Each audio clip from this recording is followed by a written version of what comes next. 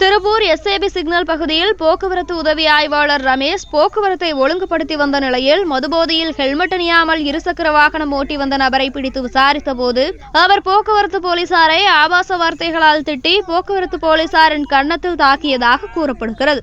நீண்ட நேரம் பொறுத்து பார்த்த போலீசார் மதுபோதை ஆசாமி தாக்க துவங்கியதும் அவரை திருப்பி அடித்து காவல் நிலையத்திற்கு அழைத்துச் சென்றனர். இதனால் அப்பகுதியில் சிறிது நேரம் பரபரப்பு நிலவியது. நீ வந்து குடிக்காத பழனி போற, நீ காசாம இருக்கியா?